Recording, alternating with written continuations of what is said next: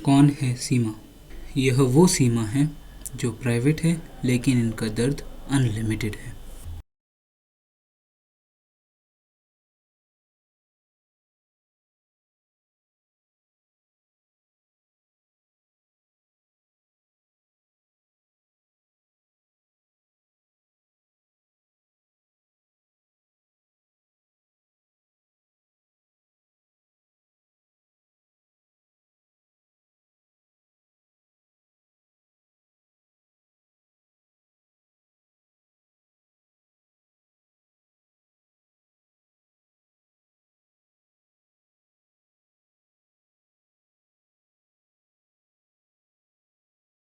किसी नवजात की ही तरह सीमा भी इस दुनिया में अनलिमिटेड सपने और लिमिटेड संसाधन लेकर आई थी।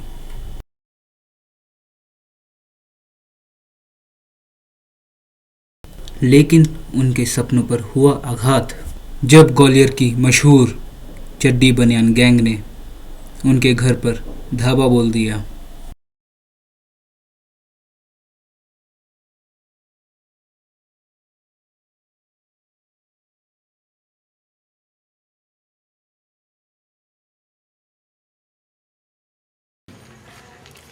एक या 1:30 बजे का टाइम होगा।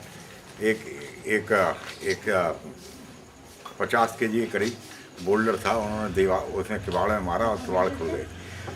किवाड़ खुलते ही किवाड़ खुलते ही उन्होंने उसका चलिया लिए थे और अटैक करना शुरू कर दिया। 3 आदमी पहले घुसे, 3 के पीछे 2 और आदमी घुसे, 5 आदमी घुसे। उन लोगों ने सीधा अटैक कर दिया। मेरे कमरे पे ही उन्होंने अटैक किया था। तो ये लड़की जिसके जो इंजर्ड हो गई है वो मेरे पास ही सो रही थी। तो उस समय क्या हुआ कि उन तीनों ने अटैक मेरे ऊपर शुरू कर दिया और 2 जो पीछे आदमी थे वो अंदर घुस गए। अंदर घुसे तो जितनी जो बोल्डर की आवाज़ हुई थी उसकी वजह से मेरा छोटा वाला लड़का एकदम मेरे सामने आया। उनने उसका नाम क्या है देखा, उन्हें कहा क्या है। उसके एकदम बड़ी जोर से सरिया मारा और वो जैसे ही उसको सरिया लगा वो गिर पड़ा। गिरने के पश्चात अब वो 2-3 और आदमी थे वो मेरे ऊपर अटैक करने लग गए। तो क्या हुआ कि वो जो लड़का गिरा था उसको जैसे कुत्ते घसीटते हैं इस तरीके से वो उसका नाम क्या उसमें डाले आया किचन में। जब वो किचन में डाले आया तो वो मेरे को मारने शुरू हो गए और जो बाकी के आदमी थे वो अंदर दूसरे कमरे में घुसे। दूसरे कमरे में जिस समय उसका नाम क्या है, मेरा जो बड़ा लड़का, उसने कमरा खोला, अपने कमरे में सो रहा था। जिस समय वो अपना कमरा खोला तो उन्हें कहा क्या हो गया, क्या है। तो जब उन्हें क्या हुआ तो कुछ नहीं सुनी, उन्होंने मारना शुरू कर दिया उस लड़के को। उसकी जो वाइफ थी वो भी पीछे आई, क्या कर रहे हो तुम। तो उसको भी एक रॉड मार दिया। हालांकि ये मैंने बाद में देखा है कि उसके पहले रॉड मारा, परंतु जो मेरे घेरे हुए थे वो मेरे ऊपर अटैक करते रहे। अटैक किसी तरीके से ये लड़की थी, किसी तरीके से मैं इस लड़की का बचाव करता रहा। लड़की मेरे बाएं से निकल के और अंदर की तरफ चली गई। अंदर इतने में मैंने ये देखा कि वो जो मेरा बड़ा लड़का था वो उसके ऊपर जो रॉड मारने से वो ये नीचे गिर गया। तो जो आदमी था, जो डकैत थे, उन्होंने पूरे प्रेशर से उसको सिर में मारना चाहा। जब सिर में मारना चाहा तो इतने में मेरी निगाह पड़ गई। जब वो निगाह पड़ी तो बस कुछ जोश सा आ गया, मैंने सामने वाले की रॉड छीनी। उनका मेरा रॉड छीना है, यानी कहने में टाइम लग रहा है, परंतु वहाँ एक्शन में उनका टाइम नहीं लगा था। मेरा रॉड छीनना हुआ कि उन जो पीछे जो मार रहे थे उन लोगों ने मेरे को देखा। वो उसको छोड़ के सब मेरे ऊपर 5-6 जने मेरे ऊपर टूट पड़े।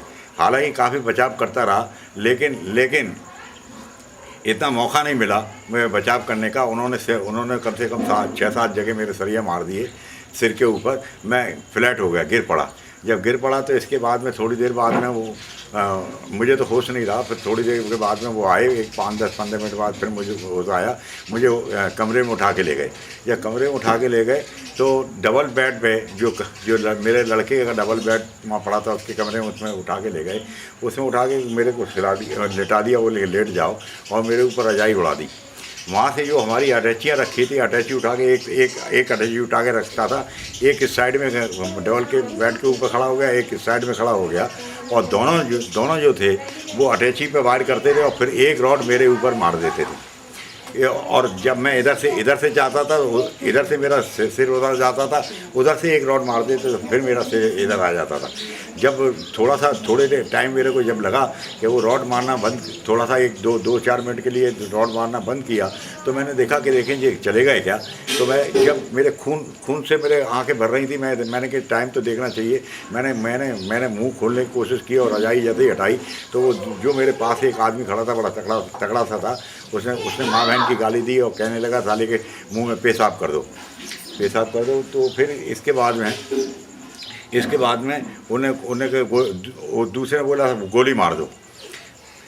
फिर वो जो जिसने कहा था पेशाब कर दो, उसको बड़ा गुस्सा आया। एक हेमलेट रखा था, हेलमेट लेकर मेरे यहाँ मारा। ये दांत मेरे बाहर आ गए, ये ऊपर के 2-3 दांत नीचे के ये बाहर आ गए। मैंने वहीं उनके सामने उखाड़ के फेंके और मैंने फिर रजाई ओढ़ ली। रजाई ओढ़ने के पश्चात ये तमाम ये खोला खाली करते रहे। तो उसी बीच में मैंने देखा, मैंने देखा नहीं, सुना कि वो मेरा जो लड़का था जिसको वहाँ डाल के आए थे किचन में, उसको जब होश आया तो वो उसका नाम के खड़ा हुआ कि भाई देखे कौन कैसी हालात में है। लेकिन और उस समय उस लड़के ने देखा कि वो सामने एक आदमी बैठा हुआ है जो डकैत था, वो VCR था, VCR में एक कैसेट रखा था, कैसेट निकालने की कोशिश कर रहा था। उसका मुंह कैसेट की तरफ और VCR की तरफ था और इसकी तरफ मुंह नहीं था। ये काली पैंट और एक काली पैंट वगैरह पहना था। ये उसी के बगल से बड़ी तेज़ी से भागा तो अपने ये हमारी जो मकान बना था उसके पीछे की तरफ गया तो वहाँ पे एक का मकान था। उसके आवाज़ दी, उनने कुंडी नहीं खोली तो ये वहाँ सरसों के खेत खड़े थे, उसमें जाके घुस गया। ये सब लोग, जब इन लोगों ने डकैत लोगों ने आवाज़ लगाई, वो भाग गया तो ये सब डकैत लोग उसके पीछे हो लिए। वो जो जहाँ पर उसका नाम क्या है, सरसों के खेत में घुसा था, तो वहाँ तमाम झरबेरिया के पेड़ लगे हुए थे। वो घिसटते हुए रेंगते हुए वहाँ करीब 2-2.5-3 फर्लांग वहाँ पहुँचा थाने में पहुँचा। तो इतने में बीच में, हाँ एक और बात है, जिस समय वो अंदर घुसा था तो उन्होंने आवाज़ दी, बोले कि जगदीश भगया नहीं तो वो मार डालेगा, डकैत जी बोले। तो इसलिए भगवान जाने, ईश्वर की कृपा थी कि उस समय वो इसके पीछे नहीं लगे, वो धीरे धीरे खिसक के 2.5-3 फर्लांग वो चला गया। जब जाने के पश्चात उसने वहाँ पे थाने में जाके देखा तो वहाँ एक मुंशी बैठा हुआ था और 2 कांस्टेबल थे। उनने बोला कि भाई ऐसे बात हो गई है, मेरे सामने देखो, सामने आपके उधर मकान है, उसमें इस तरीके से आदमी मार रहे हैं और डकैती कर रहे हैं। तो बोले कि भाई हमारे पास आदमी नहीं है, हम खैर ठीक है हम करेंगे। और वो ऐसे वो टालने की कोशिश करते रहे। जब टालने की वो कोशिश करते रहे तो उसने बोला कि भाई मेरे माँ बाप वहाँ मर रहे हैं, मैं यहाँ रह के क्या करूँगा, मैं भी चल दूँगा। तो उसमें से एक के दिमाग में, जाने मुंशी के दिमाग में आया, किसी के दिमाग में आया, उन्होंने वायरलेस से बात की। वायरलेस से जैसे ही बात की तो मोबाइल जो कार थी वो उधर से पास हो रही थी, तो उन्होंने मोबाइल अटेंड किया। उन्होंने बोला ठीक है हम आ रहे हैं। जैसे ही वो आए तो उन्होंने कहा भाई क्या हो गया, तो बोले कैसा से हो गया, बोले चलो हमारे साथ में। वो एक सब इंस्पेक्टर था और 2-4-5 पुलिस वाले थे, एक ये पुलिस वाला, ये इस तरीके से ऐसे आए। जब उसका नाम क्या, उन्होंने लाइट देखी तो वो वहाँ से छोड़ के चले गए। बाहर से निकले कि भाई कोई आ रहा है, लाइट चमक रही है उधर से घूम के। तो फिर उन्होंने कहा इसके बीच में फिर वो आए हमारे घर के अंदर जिन्होंने उन लोगों ने एक पोटलियाँ बांध रखी थी, बांध करके वो उठाने के लिए आए थे। बनी हुई जो पोटलियाँ उन्होंने सामान की बांधी थी, उठाने के आए। और चार आदमी मुझसे थे। 4 आदमी मुझसे आके बोले कि उठ। मैंने कहा भाई तुमने मुझे इस लायक छोड़ा नहीं कि मैं उठ पाऊँ, मेरा सब सिर फटा हुआ है, मेरी टांग टूट गई हैं, तो मैं तो उठ नहीं पाऊँगा। तो बोले कि साले को गोली मार दो। फिर वो बोले कि नहीं, बोले कि साल 2-4 सरिया दे उसके, ठीक हो जाएगा, ये कैसे नहीं चलता है। तो मैंने कहा पूछा तुम चाहते क्या, बोले कि उन्होंने एक सारे बाथरूम की तरफ इशारा ऐसे किया, बोले कि यहाँ जाना है। बोले कि मैंने पूछा मैं यहाँ जाना है, बोले हाँ। मैंने कहा भाई, मैंने हिम्मत मारी, मैंने कहा क्या है। मैंने कहा देखो भाई वैसे ही मैं मरूँगा, अभी ये हालत आपने छोड़ी है तो मैं जिंदा तो नहीं रह पाऊँगा, भगवान जाने मैं किस तरीके से बोल पा रहा हूँ। लेकिन फिर भी तुम अगर ये चाहते हो वहाँ भेजना तो तुम मुझे दोनों दोनों दो जने वैसे मुझे खड़ा करो और एक लात मारो। और लात मारो तो पास में ही बाथरूम था, मैंने कहा उसमें मैं चला जाऊंगा जहाँ तुम चाहते हो। उन्होंने मुझे खड़ा किया, लात मारी, मैं बाथरूम में मेरे लड़के की वाइफ थी, उसने मेरे को उसकी गोदी में जाके गिरा। वो नहीं तो अगर वो लात मारी तो अगर वहाँ पे नल से मैं टकरा जाता, वहाँ फिर उसी वक्त ही मैं तुरंत ख़त्म हो जाता। फिर वो भग गए तो उधर पुलिस वाले आए। जब पुलिस वालों ने, उसका नाम क्या है, अंदर वो बेचारे वो इतने डर गए, पुलिस वाले भी इतने डर गए थे, वो अंदर घुसने की कोशिश नहीं कर रहे थे। अच्छा, मेरा जो लड़का था जो पुलिस को लेके आया था, उसने आवाज़ दी पापा जी वो लेके। तो फिर मैं इन बहू वगैरह ने आवाज़ बोले कि हमें यहाँ हैं हम। तो उन्होंने जब किवाड़ खोले। अब इसके बीच में भी क्या हुआ, ये तो मैंने एक छोटी रूप में कहानी सुनाई है, मतलब कहानी जैसी लग रही होगी आपको। लेकिन जब इंस्टेंस हुआ उस समय वो ऐसा मालूम पड़ता था कि हम लोग बचेंगे नहीं। उन लोगों ने मारने के अलावा भी वो कहते थे, वहाँ पे हमारी बहू लेके आई थी, वहाँ पे वो रखे थे काजू रखे थे, काजू निकाले, ये खाए, टट्टी गए साले वहाँ पे। यानी ये हालत कर दी थी उन लोगों ने कि मरने के सामान छोड़ दिया था। उन्होंने बोला कि इसमें आग लगा दो घर में, मिट्टी का तेल हम रखते नहीं थे, नहीं मिट्टी का तेल हो तो आग लगा दो। मेरी लड़की से बोला, जो मैंने बाद में सुना, मेरी लड़की से बोला, अंगूठी पहने थी लड़की, अंगूठी पहने थी, तो बोले तू अंगूठी उतार। तो बोले, वो मेरी बहू बोली कि मैं उतारती हूँ, ये उतर नहीं रही है भैया, और तुम उसका नाम क्या है, उतर गई तो ले लो, ये कोई भारी तो है नहीं। बोले कि नहीं तू इसे उतार। तो दूसरा बोला, इसकी अगर नहीं उतार पा रही तो इसकी उंगली काट दो। तो बोले, उन्होंने ये मेरी बहू ने बोला कि भैया उंगली मत काटो, वहाँ वो ड्रेसिंग टेबल के ऊपर तेल रखा हुआ, वो ड्रेसिंग टेबल भी नहीं समझ पा रहे थे। उन्होंने कहा देखो वहाँ पे वो शीशे वाली टेबल के ऊपर तेल रखा है, वो ले आओ, मैं इसे तेल लगा के उतार दूँगी।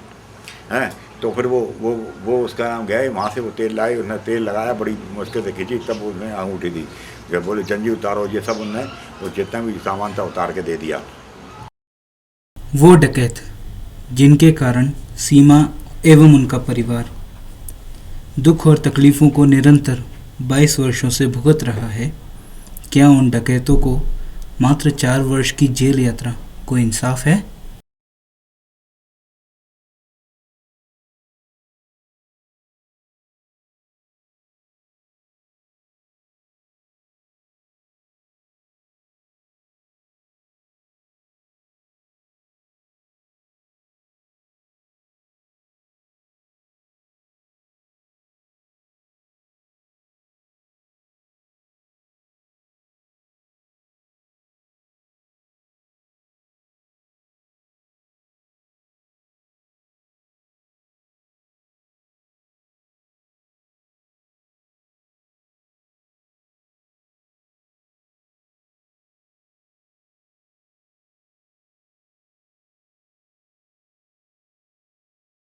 कृपया अपने मन से पूछिए कि क्या हमारे देश में इस प्रकार की न्याय व्यवस्था से डकैती, बलात्कार, हत्या जैसे बर्बरतापूर्ण अपराधों को रोका जा सकता है?